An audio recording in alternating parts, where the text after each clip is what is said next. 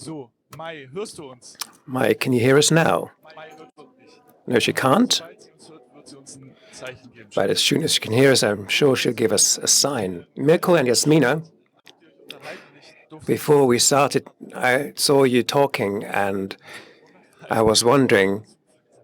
And Jasmina said, "Are you doing another podcast too? Do you actually know how many channels, and podcasts, and so on exist in the Terra X cosmos? Must be a whole lot."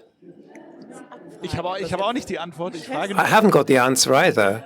Alle da unten noch denken. Well, I don't know. We have all the co-workers in the room. They're just nodding or shaking their heads. I'm trying to count them right now. I don't know what you would want to call a podcast, but I think it should be about 15, I think. I hope I haven't got it wildly wrong. And the session, by the way, has been announced for those standing in the back. If you can still find a place, please find a seat, because the session is about you asking questions. We'll open it and then we'll ask you for your contributions, questions. That's what we agreed. There is no issue that is off limits, so you can just start with any questions. But we'll start with each other. I have been fighting my way through the comment columns, and one comment, Mirko, struck me that you had. A user wrote, "Lol, that guy can actually be funny." Does it surprise you that people are surprised that you can be funny regarding the topics you deal with? Well, that must have been involuntary fun. I'm not the best comedian. And that's why I'm doing something like this on YouTube. I was wondering, what can I do before I started out? And my thoughts went towards entertainment. I talked about this with a friend, tried a few gags with him, and he said, "Oh, well, I think you'd better do something with politics and history." So yes, I am a bit surprised. But on the other hand, I do try, when a topic allows it, to present it in a not too serious way and present it in a way that makes it nice to watch. I am a parent, I have 2 children, so the one or other dad joke will come through. But it doesn't always have to be, the motto, "This is for young people." It has to be funny, come what may. That's not the way I do it. And Jasmina, you had a similar comment, but with a bit less surprise. "Every time that she laughs, I have to laugh too," said the comment. "Are your commentators always so nice?" Well, I think we do have a very nice and well-meaning community, and I think that is also due to our community management. We have 2 young women here that are doing a fantastic job. And I would always try to answer in a way that people feel included. But of course, there are negative comments too. Mai, if you can hear me, I think you can confirm this, that especially as a woman on the net, there are the one or other incidents where you really have to be tolerant. May you've raised your thumb. Can you hear us? Yes, I can. Welcome to Mai. Hi. Mai, it's nice for you to be here. Where are you right now? I'm at home in Frankfurt. Okay, warm regards to Frankfurt. And before we start in full, let's take a look at what you actually do and what the Terra X world consists of. So I said, TV doesn't have a future anyway, and the internet, of course. We're starting already. So why are you looking at me like that? It's true, isn't it? TV can either be entertaining and displays reality, or it can inform but give you a bad mood. Wouldn't it be a joke? Of course, you can inform and entertain even in these times. It's good that you're here. One of at least 21 potentially habitable planets. And how we can get there is the question. We only have this one Earth. Everyone wants to create gold, but only I had the idea of trying it with urine. Could I take a photo? At the small and large scale, if everyone cooperates, everyone wins. And stop. No, don't switch the channel. Für Explore, ne? Für Explore mache ich alles. I'll do everything for Explore. Versuche mich rauszukämpfen. I'm trying to fight my way out of this. Jetzt wird's doch noch mal so richtig, richtig schön. Now it's going to be very, very nice. Stellt euch mal vor, ihr könntet im Imagine in your dreams you could experience anything you wanted. unser Bewusstsein Our consciousness awakes while we sleep and while we dream. Loneliness. What's the difference between that and simply being sad? You don't really notice, do you? Because if you're sad, you are often, you feel at least, quite alone with your sadness. And there have been findings of raised stress hormone levels, such as cortisone, in sad people. And one reason could be that loneliness is a stress in itself, and the reason for that is in our evolution. And it's just this question that this video is going to be about. Ukraine has a very changeable history. The struggle for independence between East and West, and there is much more in it than conflicts and wars. The grave of Tutankhamun, a wall of gold. This wall, at a closer look, turns out to be a shrine, as people know from other graves, and this one is enormous. It fills the whole room. There is hardly any room between the wall and this one. Ist von den Römern besetzt. Ganz Gallien? Nein, schon im Jahr darauf erhebt sich eine Gruppe unbeugsamer Gallier gegen die römische Herrschaft. Die Anführer ist almost all of Gaul is invaded or occupied by the Romans. Not all of Gaul, though. Die Menschen auf der ganzen Welt diesem einen People all around the world were anticipating this moment with excitement.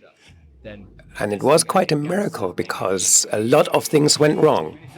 Einfach mal reinschauen. Ich finde, es lohnt sich. I'm not going to spoil too much. Just take a look. Try it out. Open your eyes. Knowledge as you know it.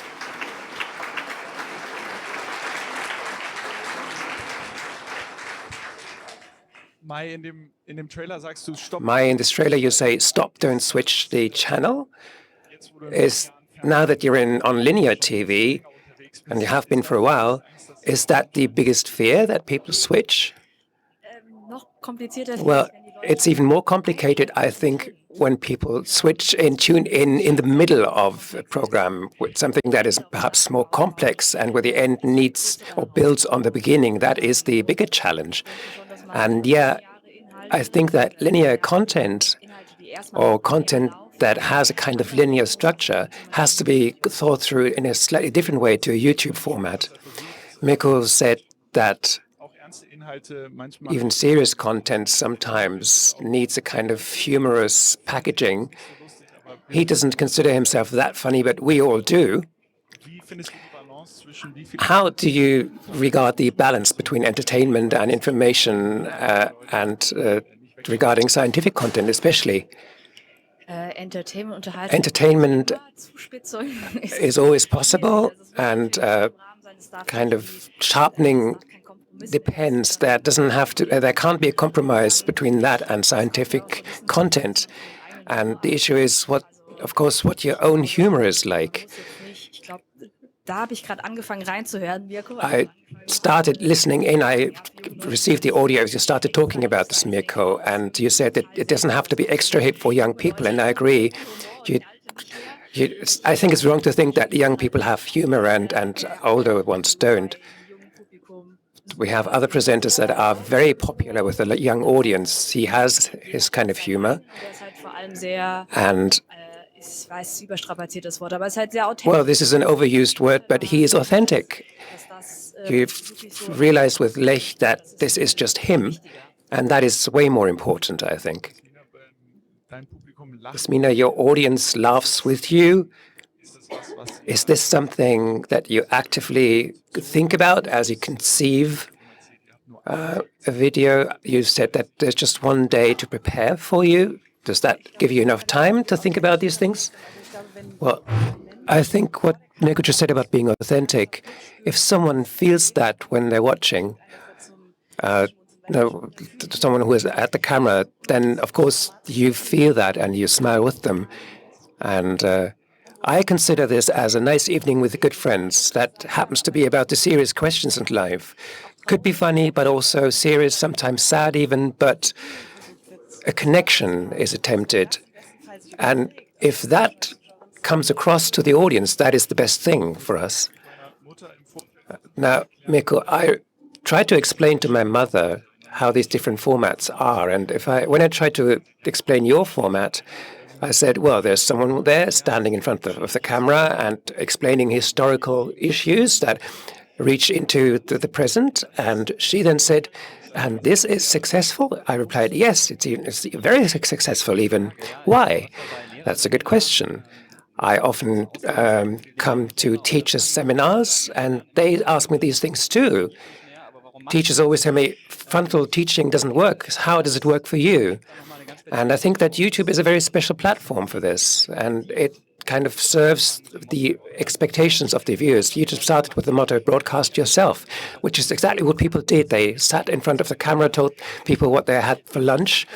And, well, I'm not going to tell them what I've had for lunch, but I am talking about the backgrounds of the war between Ukraine and Russia. And if you do that in a tangible, easy way, then I think that quite a large proportion of our audience actually are only listening, not viewing.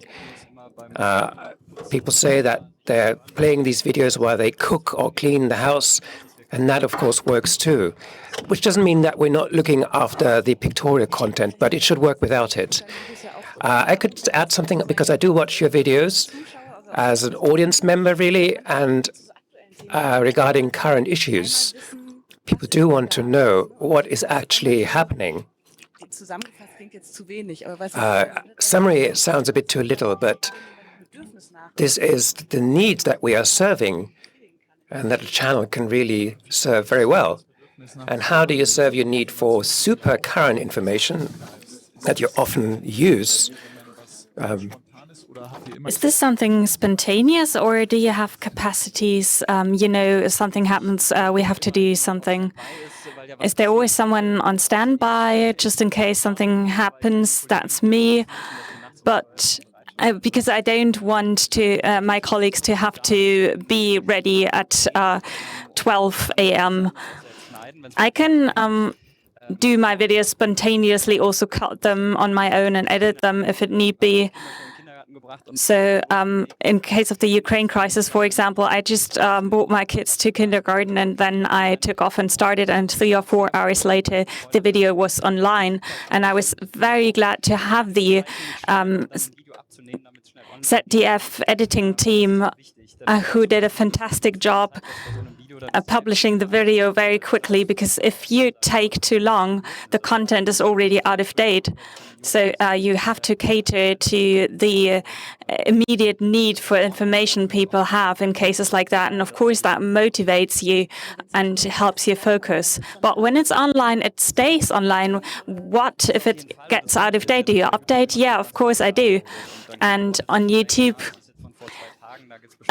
people also see the date it was published, and of course they can see, well, this and that content might be outdated, but of course I try to deliver updates as soon as possible.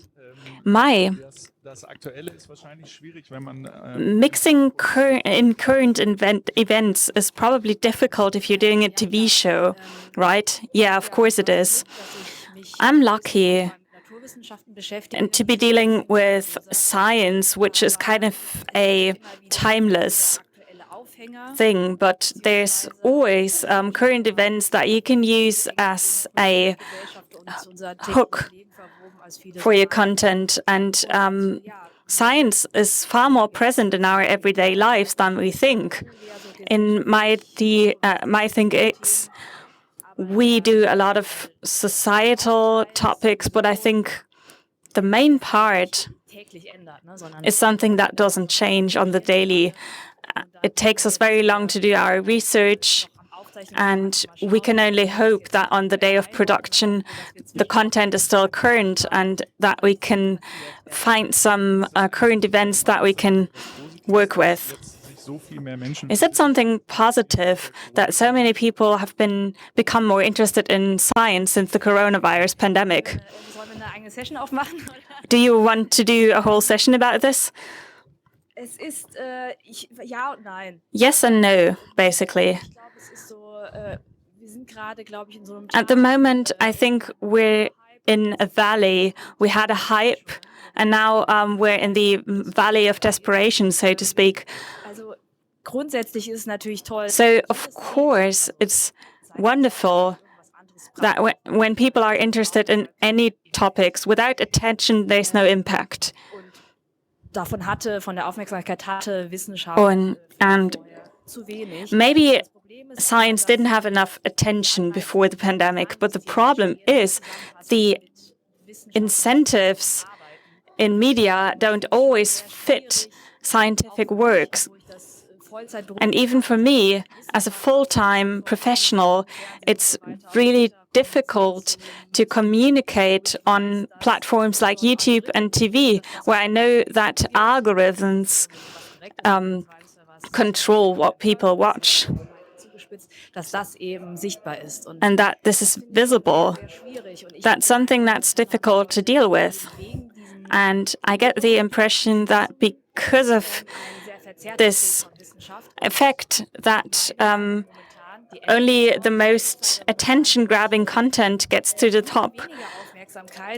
I sometimes would like less attention and have a true picture of what is going on instead of doing attention-grabbing content because it loses focus on science. Mirko, do you agree? Yeah. I absolutely resonate with that. But still, my first impulse on the question was, of course, it's positive. Because bestimmte Perspektiven vielleicht auch einzunehmen. Und ich glaube, man darf die Leute reflecting on topics like that. And I hope that I don't underestimate people in how they receive media, and being able to contribute and creating more attention, making people interested in science is something very good. We have this scientific interest, and if we can create a spark for other people, that's great. Well, I'm also torn.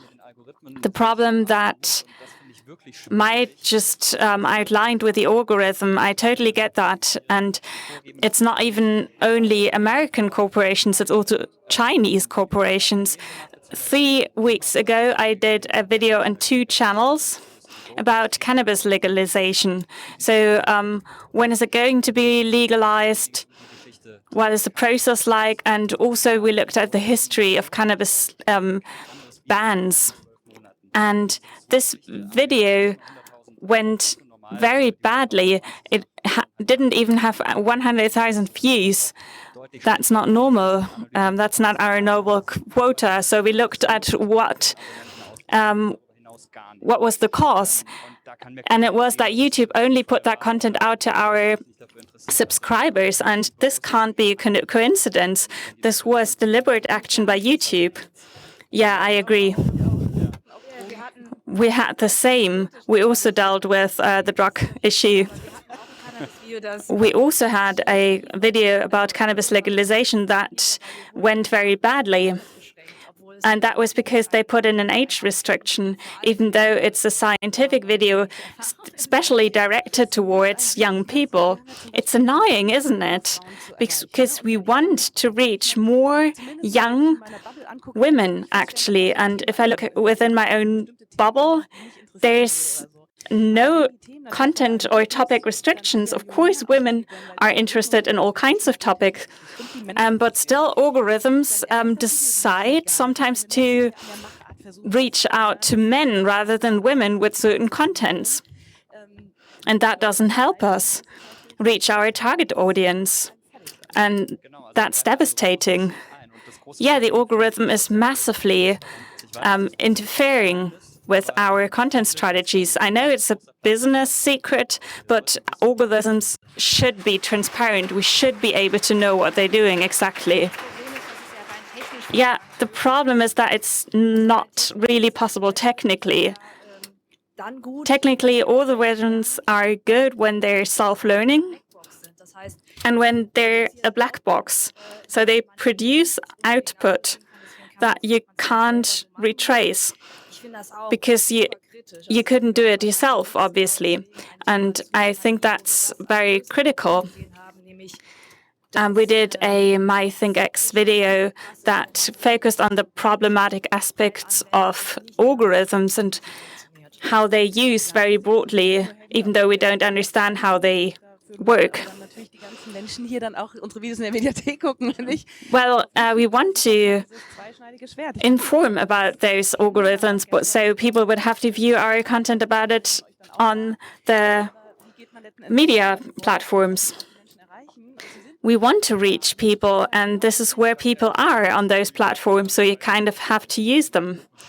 I think all three of you have already tricked the algorithm because you're all very successful on the net. So let's open this panel to the audience. You can ask any question you want. Just raise your hand, and one of our team members will approach you with a microphone. They won't throw it at you, but they bring it to you, even if you're in the back of the room. All right, so I think the mic has reached one person. If you could stand up. Thank you. I have two questions. One, transparent algorithms. Mai says it doesn't work, but even if you made them transparent, people could use them for bad means. So you would have to think about it before you demand something like that. A question. Well, I'll think about it. Sorry, I forgot my second question. Well, good point. Anyway. Yeah, as I said, instead of demanding, do it like Mai, be transparent. Oder sprecht auf der Republika drüber. Yeah, it's absolutely a topic for Republica. And go to Republica. You should all go to Republica. Any other questions back there? Mic is coming.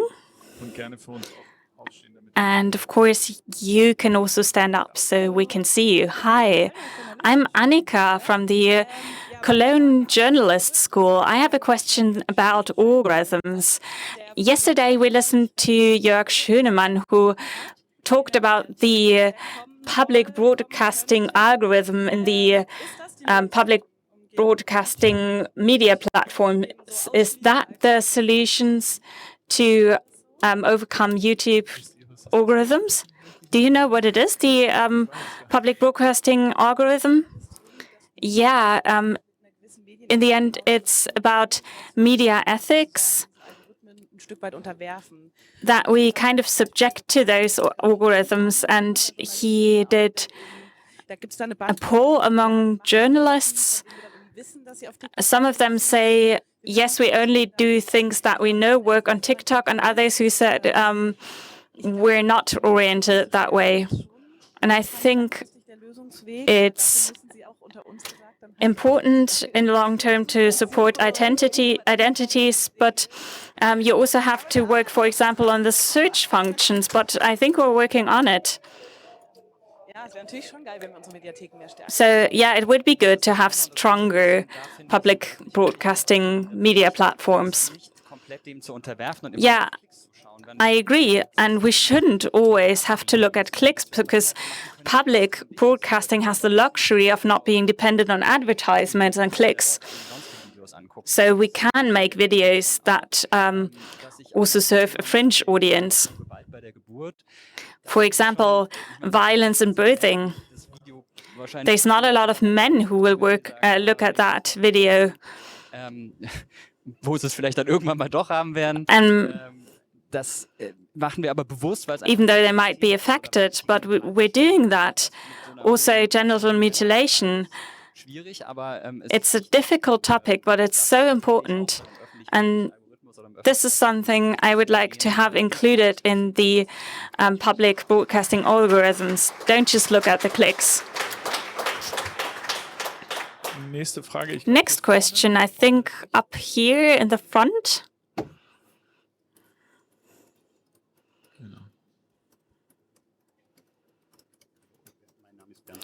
Hi, my name is Bernd Rupp. I'm from the Leibniz Institute for Molecular Pharmacology, and I don't think there are enough dimensions put into this discussion. We don't only have scientific journalism, we also have scientific publication. And we have a different way of communicating and also documenting. So when we're switching towards YouTube, we're basically going from the frying pan into the fire. So why do we need an algorithms? We need a database that is well connected. How about a public broadcasting platform without an algorithm where people define the content that interests them themselves? I think we have to pass this question on to the decision makers in the public broadcasting and TV. But Mai, you raised your hand. Well, I find it interesting what you said, your comparison of scientific broadcasting and scientific publication. In scientific publication, there's no algorithm, of course, but the system also isn't perfect. There's peer reviews, there's fact checks and quality checks. And even when content is published, it can still be discussed critically and also be amended. This is very useful within the scientific community, and it's very good to have those selection criteria. So I'm not into the specifics of building an algorithm. I'm really interested in this topic and I would like to learn more about it. But I would reckon that we need to differentiate between science in the scientific production content and, on the other hand, on the media, because those are two very different things.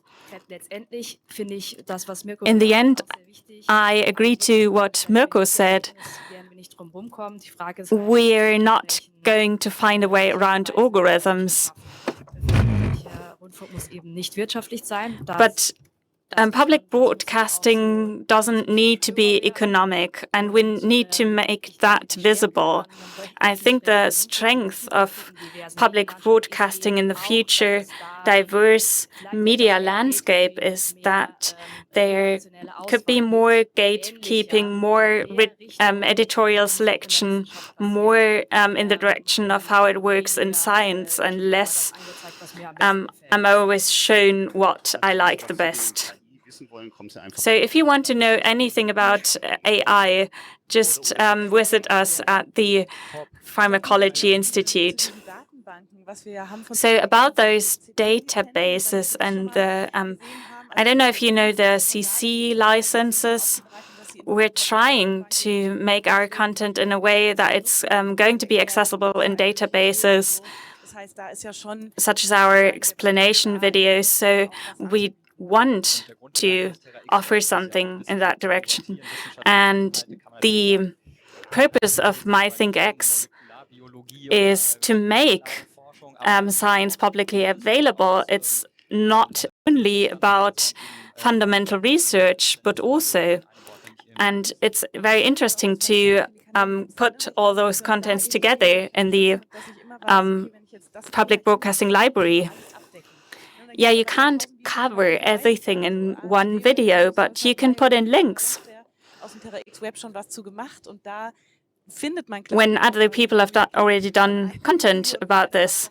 And this also helps you click through content and getting from one video to the next. Well, in linear TV, do you approach topics differently than on the internet? Ja, genau, das Publikum wird gesiezt. I formally address my audience, but yeah, me too. That's kind of hard to switch, but I don't want to do anything differently. I think it doesn't matter whether you address a 12-year-old or an 80-year-old.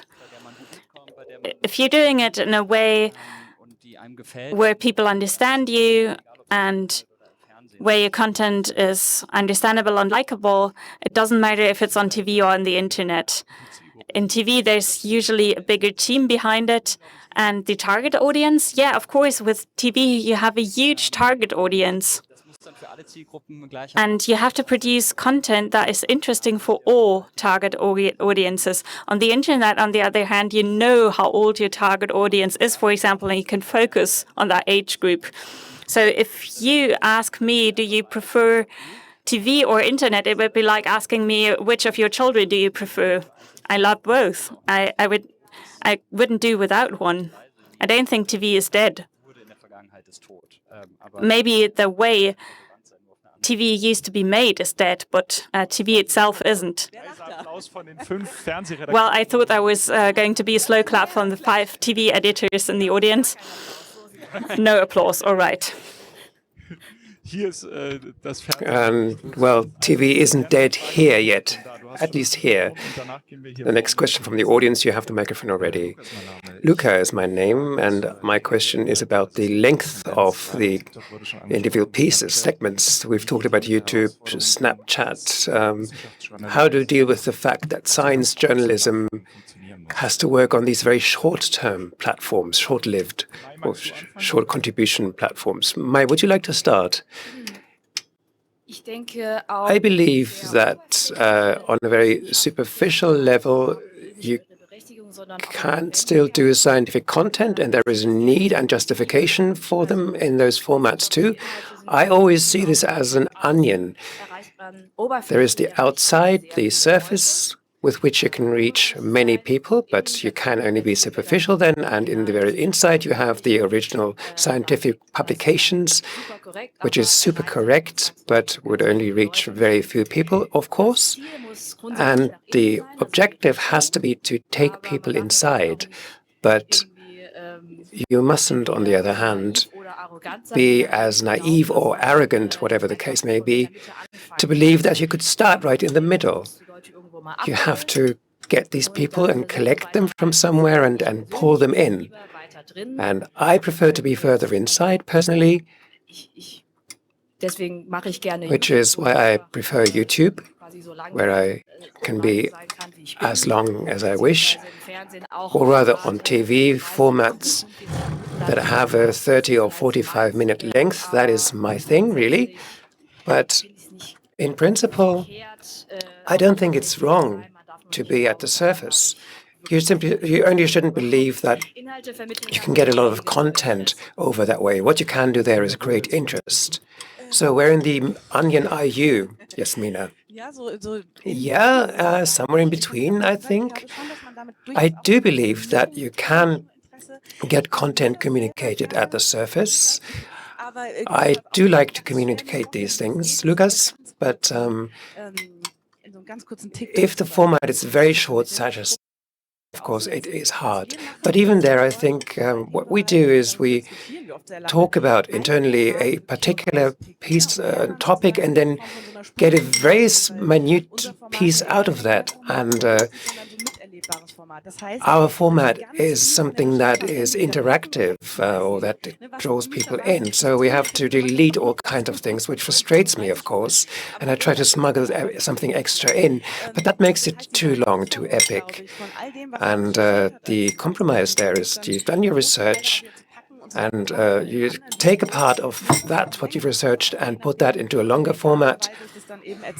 And it depends on how you want to tell the story, really. Do you want to use a certain imagery or want to give someone particular a voice? So there's not the one format to cover everything you want. And sometimes you would like to write a master thesis on the same issue as well. That's not possible, of course. And of course, you shouldn't imagine that with a 60-second video you've explained everything. My prime example is from public broadcasting radio. There was this section explaining something in 100 seconds, and there was the item on the Holocaust in 100 seconds. I heard that on a car journey, and I thought, no, that is definitely not the way we can go. So you really should be careful there, I think. If you do it in the same way that the other two have described, with an appetizer at the surface, I think that's great, but not as a substitute for the deeper dealing with the issue. Hat schon jemand das Mikro? Sonst ist hier Does anyone else have the microphone? We'll start with you in the back and then you in the first row. Ach so, okay. Okay, hi. My name is Teresa. I myself work in social media in a personalized way, and I have a question to you as women. We started with comments, or you started your talk with comments, and my experience as a woman is that the comments I receive are not the ones that my male colleagues receive. And personally, I think there hasn't been enough space on that at Republica, and I would like to know how you deal with these things, what your strategies are, and whether there are ways of finding a common approach. Jasmina, would you like to? Yes, I think this common approach that resonated with me because it is good to exchange with colleagues such as or other colleagues about what is happening, and there are different comments. Of course, there is sexist content in the comments. Your appearance is commented on much more than it is the case with Harald Lech or the other channel where I worked as a co, and Maya was there too. And of course, yeah, Harald has grown his hair, right? Oh, that's the kind of way it goes. So the best way to deal with it, I really haven't found one yet. I try to kind of look away, but I don't want to change either, simply because I am a biologist and try to communicate science. I can't understand why I shouldn't dress in a less feminine way to be taken more seriously. So I'm trying to stick with that, although it is hard, because I do not want to be reduced to the question whether she's now wearing a pink top and why do I see part of the bra there. That is something I'm trying to keep up, and I'm staying true to myself. I'm trying to.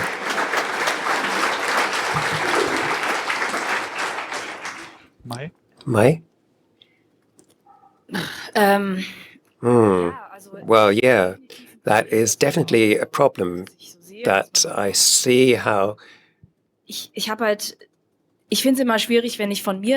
difficult to be talking just about me because I do believe that personally in my situation, I am quite privileged. I have the broadcasting format, I have the public broadcaster behind me, I have my publishers. So there is a strong network. And I have a team around me too. They are a kind of firewall. So I actually don't really notice much of some of these things. And I do think that science is a very good domain to be in. As a woman, of course, there's always more sexism. That is obvious. And I wouldn't want to claim that my comments are any worse since the pandemic than Christian Drosten, for example, the famous German virologist.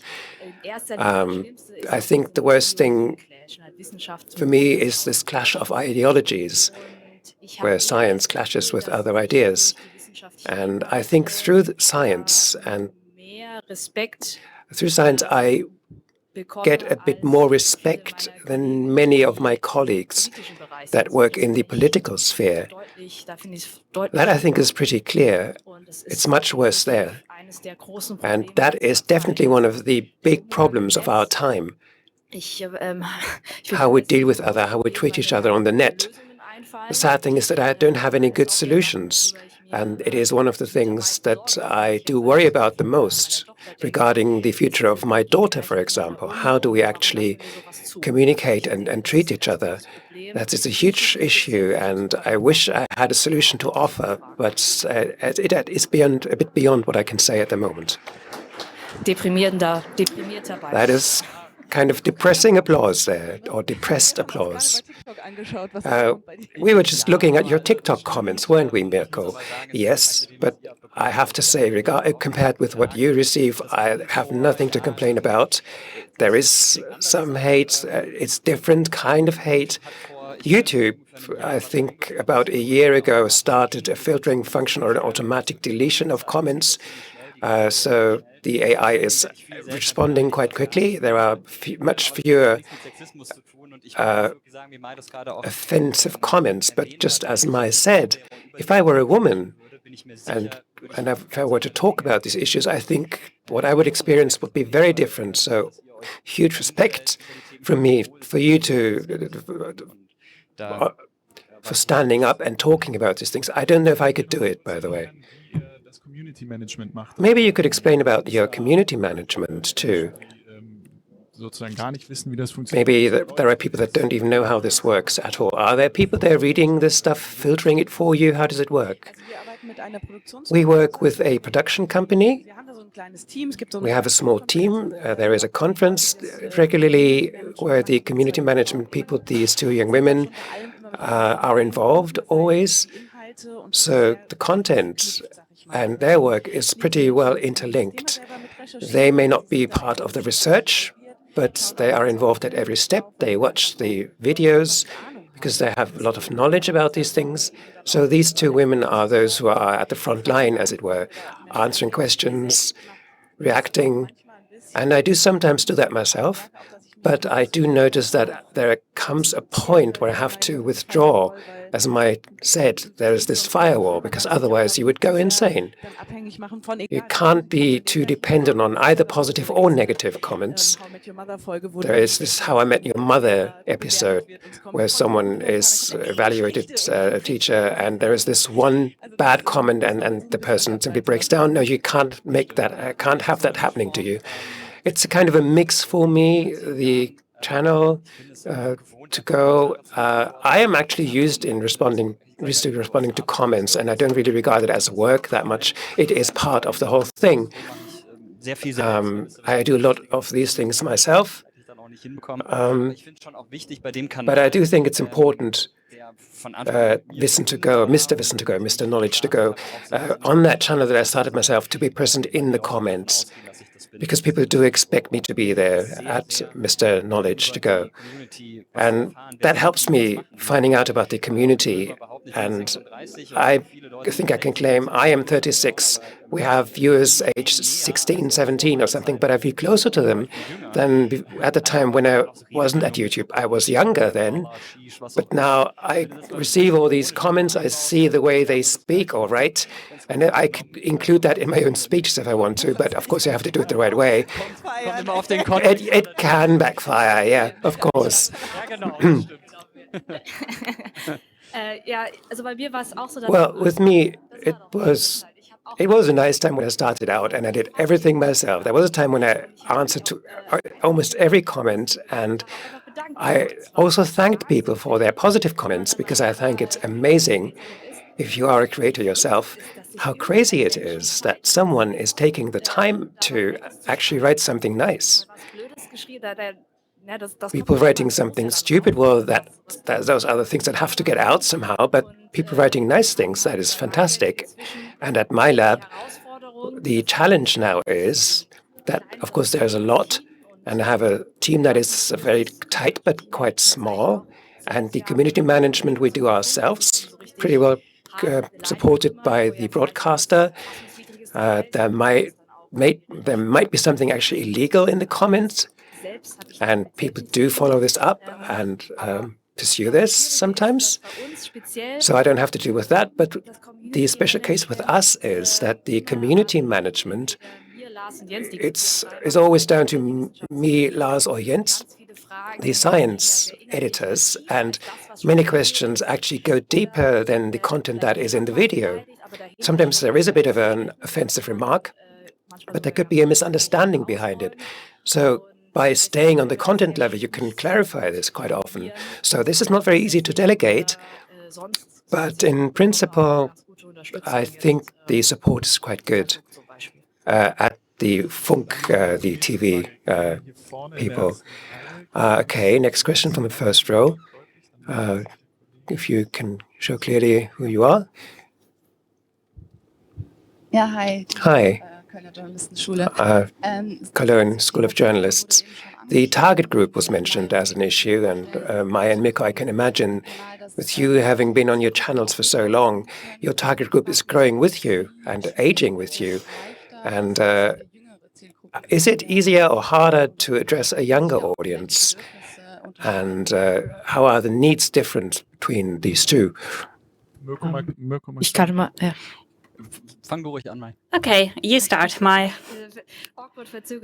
Okay, awkward moment. I'll start.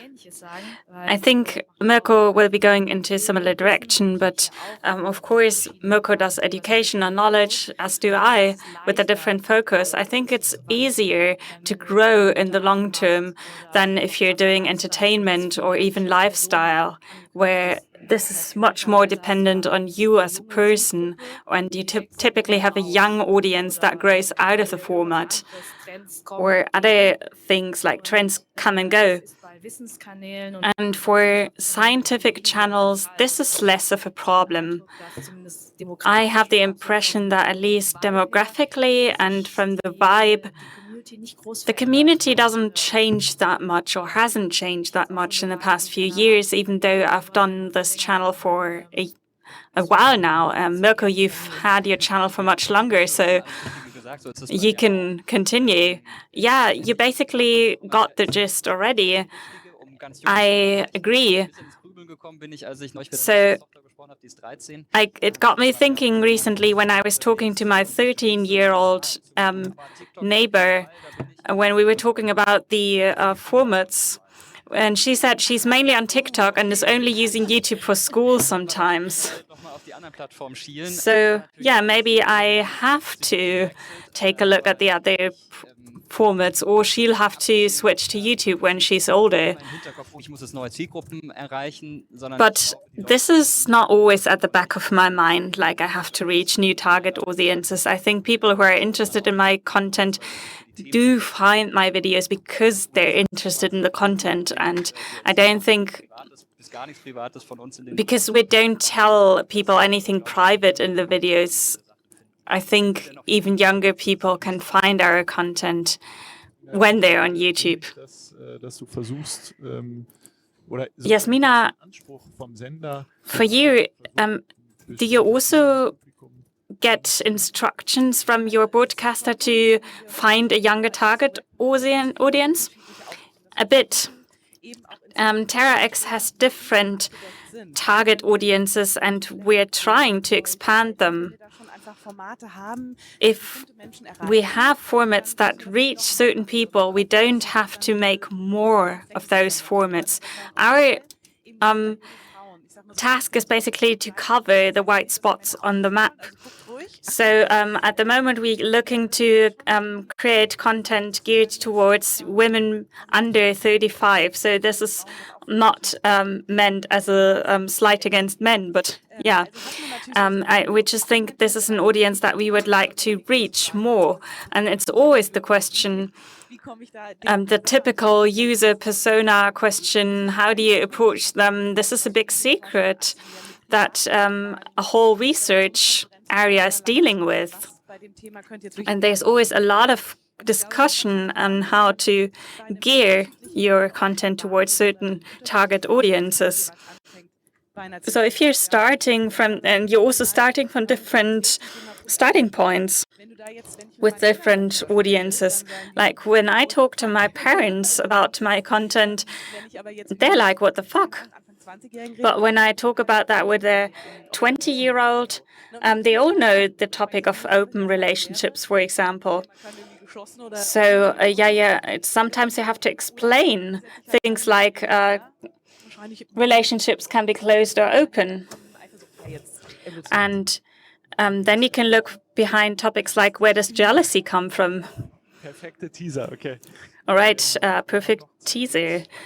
I think we have time for 2 more questions. In the 4th row, hand them the mic, please. If that's another journalist student from Cologne.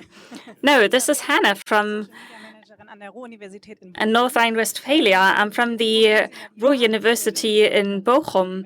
And we also do knowledge transfer in universities. You're basically the stars we look up to. And as responsible for communication, we have the challenge that more of our researchers want to publish, and we want to support them as best as we can. And you've all been at the point where you've been researchers and not communication heroes yet, like you are now. Do you have tips to what we could do to support our researchers and scientists, especially in times like now, where it's very challenging, but also maybe if there's quieter times where there's more focus in science possible? Thank you. Jasmina, maybe you can start. Well, I was lucky to be included in a jury recently for a communications science prize, and there was also Maya T's producer. And there was the discussion that still, when you're a researcher, you're putting a lot of time into your research, and if you're doing communication at the same time, you're not being paid for that. So it is a big challenge. There's people who do it and who put so much of their heart into it and work nights to do that. And I think this is so admirable and it's so valuable. And I think in Germany, at least in my opinion, there hasn't been much focus on that in the science community, but it's increasing and more people are interested in it.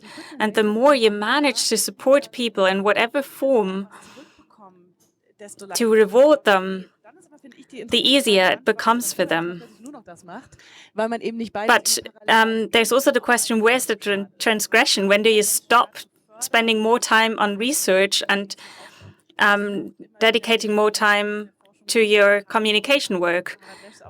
Harald Lesch, for example, is still an active professor, or the former moderator Attribution, who are still doing research. That is really important to have those people. So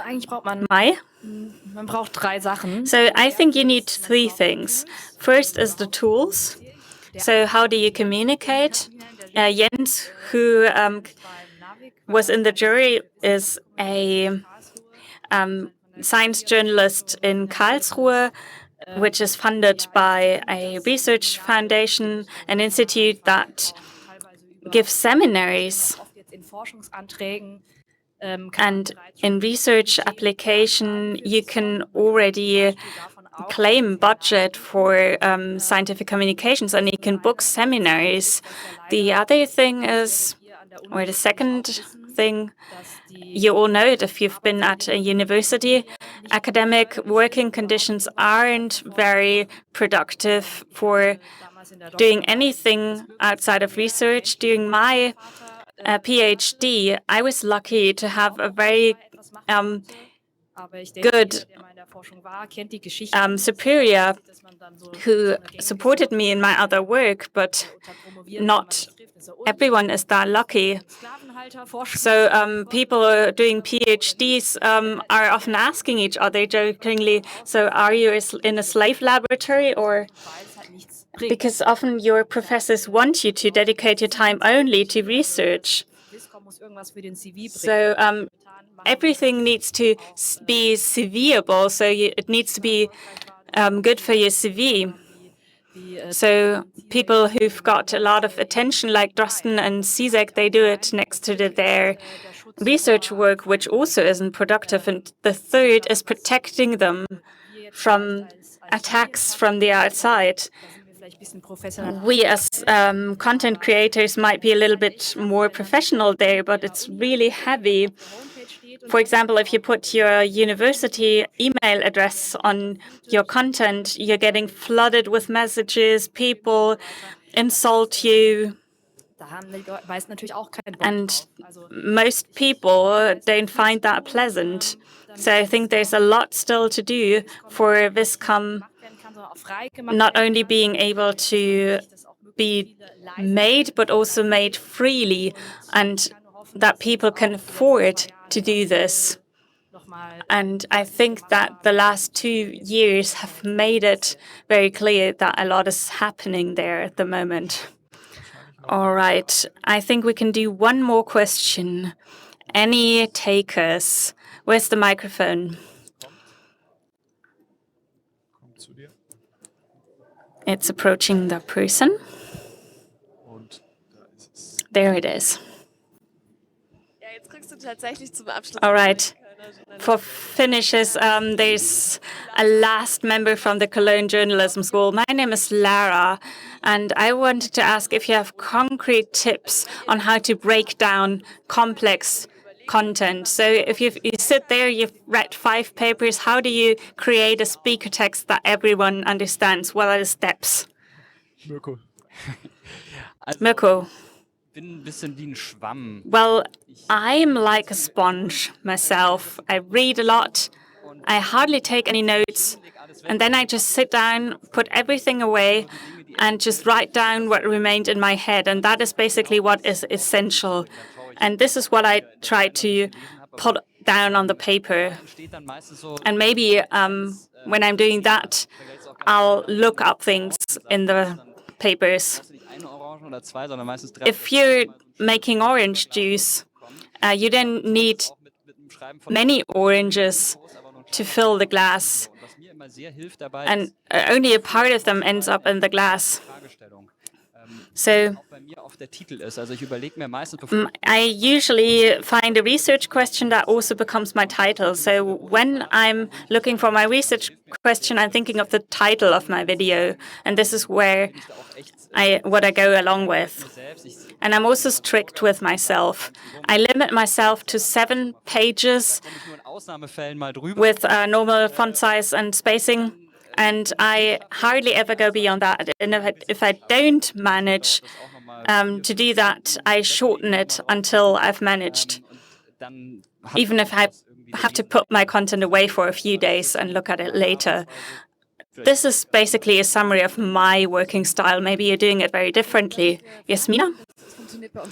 Well, the question, we basically do the same. So we never want to go all out on a topic. For example, if we're doing contraception pills, it's not about including everything you can read about contraception pills. It's more like we focus on one research question,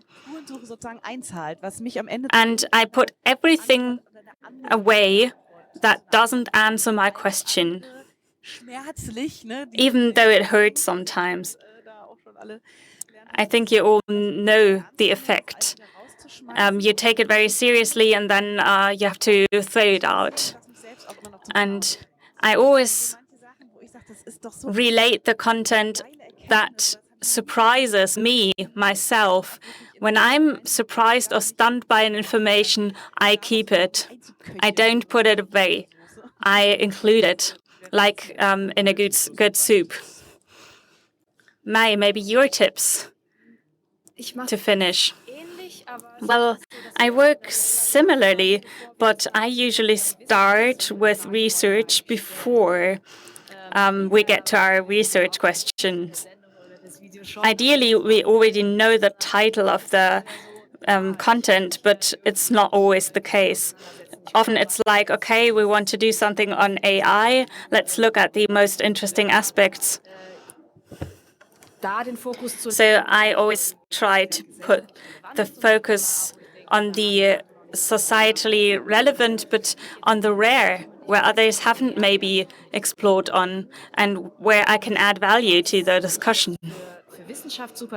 What I find important for science, which prolongs my content but makes it more understandable, is explaining the scientific methods, not just summing up the results, but making it understandable and graspable.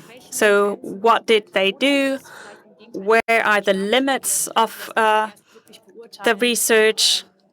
And this is useful to be able to judge, is something an evidence or a fact? So this is a meta skill I try to convey to my audience, whether it's in my Think X or in my lab. It's very similar. Thank you so much.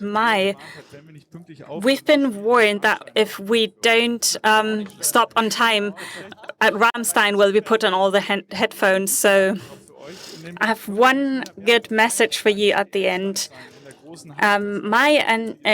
Mirko and Jasmina will be at the ZDF stand in the main hall where you can ask them questions. So thank you very much to all of you, Mai, Mirko and Jasmina.